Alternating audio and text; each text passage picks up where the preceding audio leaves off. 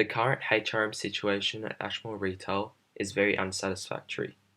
There are many practices that Ashmore Retail are overlooking, not using to full potential, or are neglecting. For example, there is no human resource department at all in the managerial structure of the business. This is a vital mistake in any business.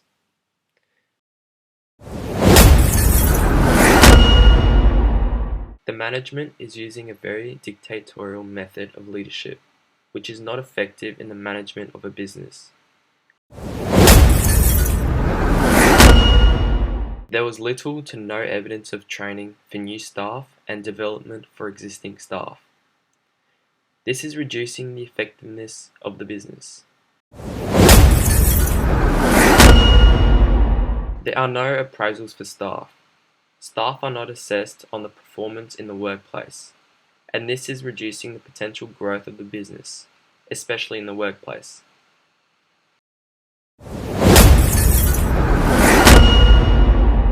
There has been cases of gender inequality in the workplace.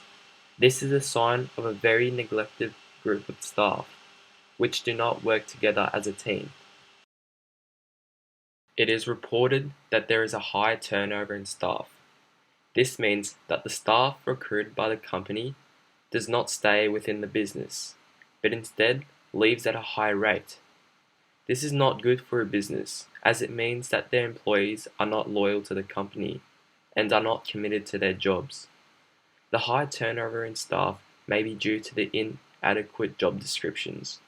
Ashmore Retail stated that they use a flat departmental structure, meaning the management work directly with the shop workers. This is very effective in the growth of employees, as this one-on-one management will help develop their skills. However, looking at the structure of Ashmore Retail, it is evident that the structure is vertical instead of a flat structure. The 5 following graphs each represent recruitment, managerial leadership, appraisals, or workplace equality. A survey was conducted asking 30 people, how important is it to have adequate performance appraisals in the workplace? The results were represented in graphical form. As can be seen on the graph, performance appraisals are an extremely important measure to the workplace performance and work ethic, as answered by 24 out of 30 people. Research shows that performing regular performance appraisals to employees increases their work ethic by over 80%. By doing so, the workplace will become much more efficient. Research shown by Workplace Australia also shows that employees thrive on performance appraisals as it increases their skills and work ethic. The question, how often should appraisals take place, was asked to a total of 30 people, all with experience and knowledge about appraisals. The results are as follows. The majority of people believe that an appraisal every 6 months is an appropriate amount. This graph is representing the answers of people who answered the question, what is the importance of managerial strategies in the effectiveness and performance of staff in the workplace?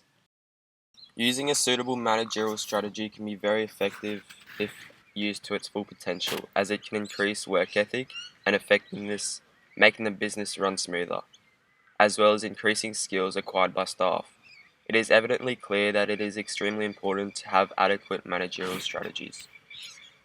Question, should recruitment be partaken internally or externally, was asked to 30 managers from different businesses in Pacific Fair Shopping Centre.